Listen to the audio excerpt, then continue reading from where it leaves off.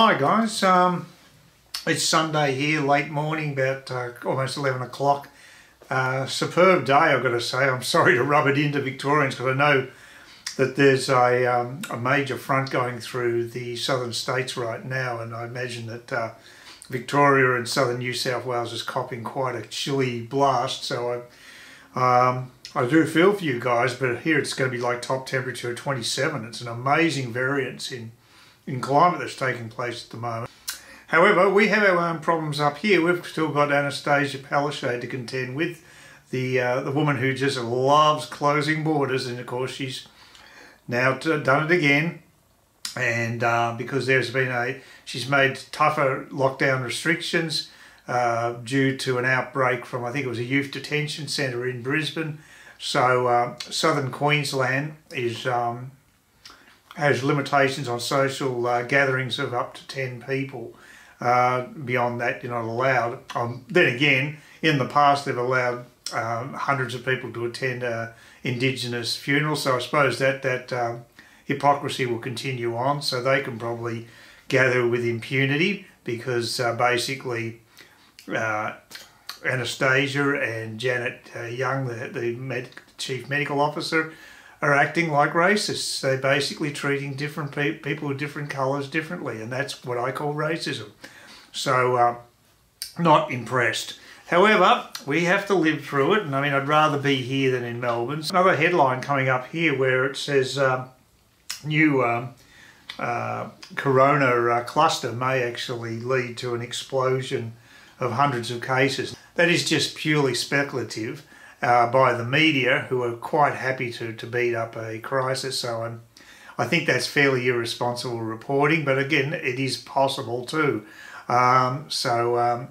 Hopefully that will not be the case. I just think the whole reaction to this is insane. This coronavirus reaction is showing up the fragility of our society, that we can be so easily put off by something that's basically as virulent as the flu, maybe in some cases much worse, probably. But really, it hasn't exactly brought us to our knees. Now, this is an example of the social impact of these border closures. This is a very sad story about a mother with an infant who had to have her child taken to Brisbane. She's originally from Lismore in New South Wales. Her and her husband had to stay behind in New South Wales behind the border, but the infant was actually flown to Brisbane for treatment.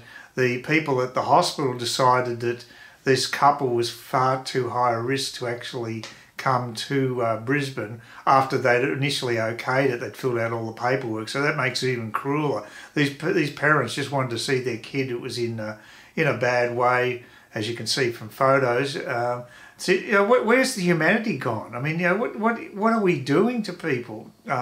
This paranoia about corona is now really cruelly affecting people like this. I think it's disgusting, personally, and Anastasia Palaszczuk may think this is actually a plus for her, and maybe she's right. I hope she isn't, because I think that she's going to lose a bucket load of seats up here because she's really stuffed up our economy with the tourism. But if she's just playing politics, it's disgusting. It really is that people's lives are being disrupted like this. So anyway, these parents, they were told that no, they cannot come to the hospital because they're regarded as too high risk, even though they're from Lismore, which doesn't have any corona cases. So work out the logic, really. There's the lack of consistency by people in power during this whole crisis has really pissed me off. This is someone I do actually respect. It's Peter Dutton, a sensible Queenslander who's a minister and also an ex-copper. And he's showing a bit of common sense. He's slamming the bloody premiers for their paranoia, and I think he's totally right.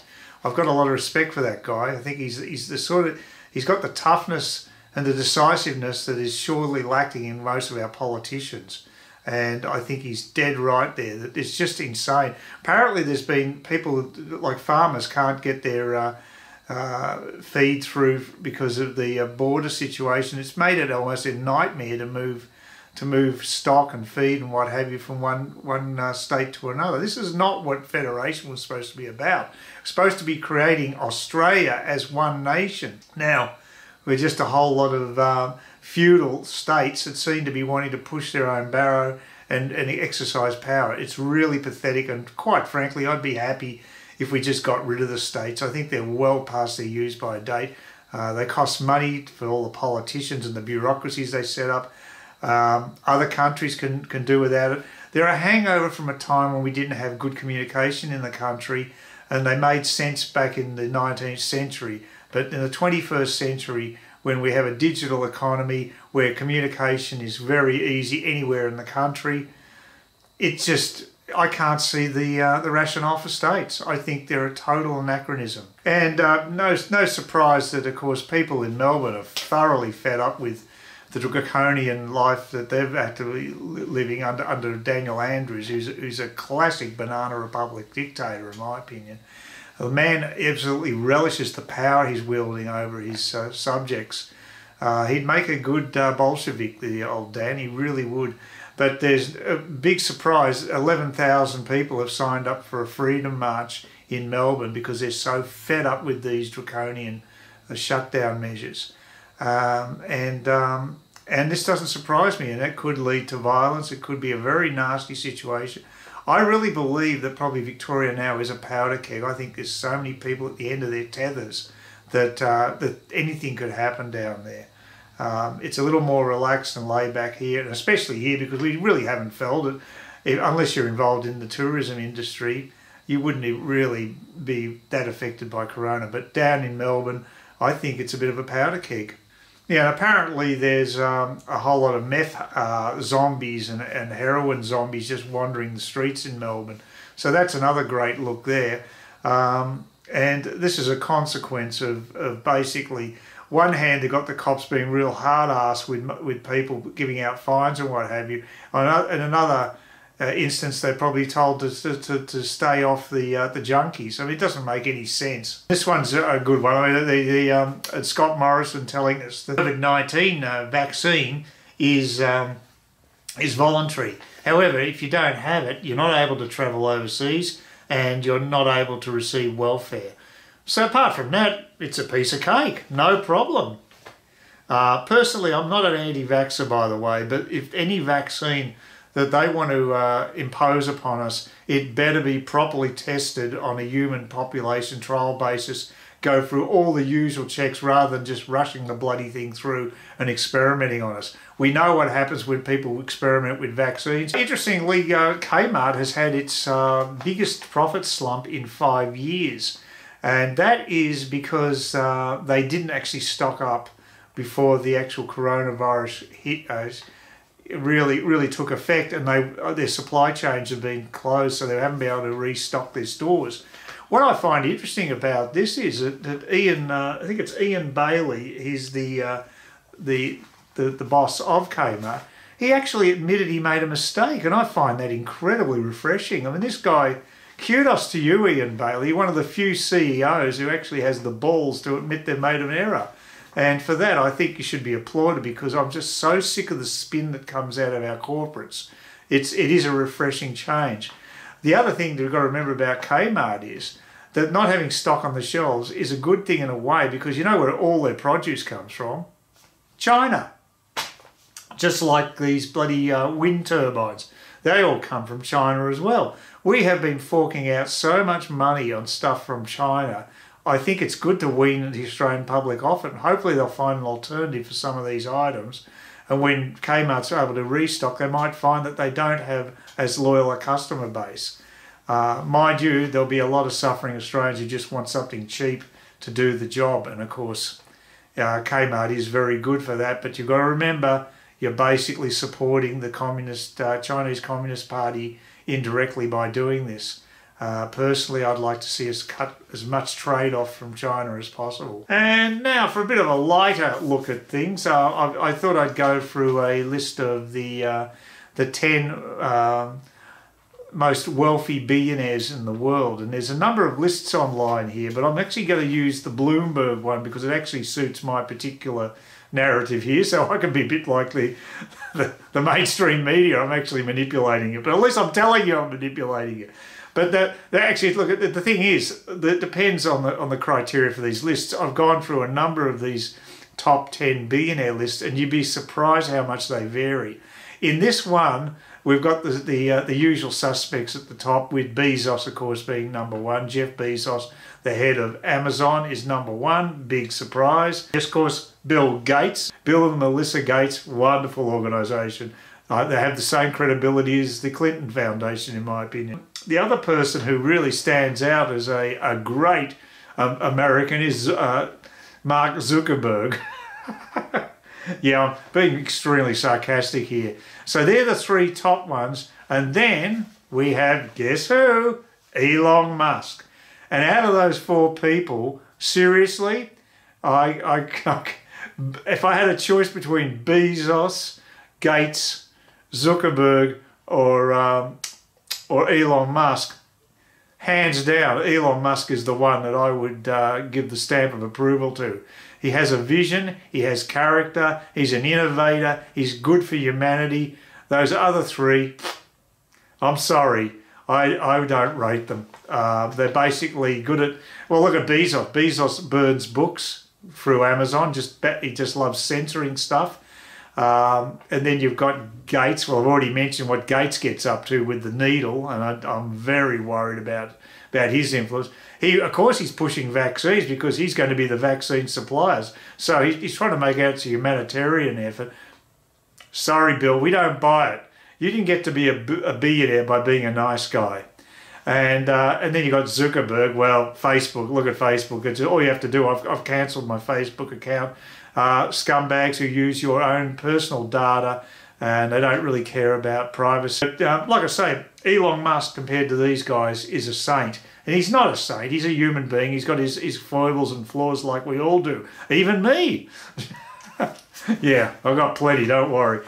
But Musk is really going to make his mark on humanity, and that's where he really does stand out. And he also cares about big issues like abuse of artificial intelligence and making sure that there are constraints on it. I doubt whether those other three really have thought about it particularly to any great extent. Bezos, I do agree with. He likes his vision of getting heavy industry and manufacturing off the planet and onto the moon or Mars. So yes, at least he's got a vision, but I don't really like him as a person. So. But, you know, like I say, out of the four, hands down, Bill, it is going to be Elon Musk who's my choice. Seeing you've seen me tear apart mainstream media, which I have very little time for, and reporters in general, who I think are basically useless as a group of people, and we would be better off without them. I want to give a shout out to a real reporter, and that's someone by the name of Andy Ngo, who is actually based in Portland and has bravely gone out in the streets of Portland and reported the riots, which the mainstream media calls peaceful demonstrations. That's the sort of Orwellian speech that the mainstream media uses to describe something that they wish to spin towards their own narrative. Yeah, and Portland has been burning for about 80 or 90 days. It's just unbelievable. Every day there's been riots. And Andy Ngo is actually a Portland resident, and he actually studied in Portland and did politics at one of the universities. I doubt whether his views being right of centre would have gone down well with people there. I'm surprised that he didn't get lynched at university before he actually went out in the streets and reported Antifa thuggery. And that's an interesting thing about the Antifa thing. Andy Ngo was onto that straight away, and people like myself have been telling Tim Pool for months that Antifa is not to be dismissed as just a group of people that are just basically causing a little bit of strife. They are dangerous people, and they are thugs, and they are going to cause a lot of angst. And finally, Tim Pool has come around. He came around about 4 or 5 months ago to taking Antifa seriously. And it's because people like myself were commenting online. I'm assuming I had some influence in that because I kept saying to him that you've got to take this group seriously. They are dangerous people. Please consider subscribing to my channel if you think there's anything there of use to you or entertainment or whatever. And either do that or give me a thumbs up, or if you're feeling really energetic, do both. That'd be great. But please don't ignore me. That's the worst thing you can do on YouTube, is be ignored.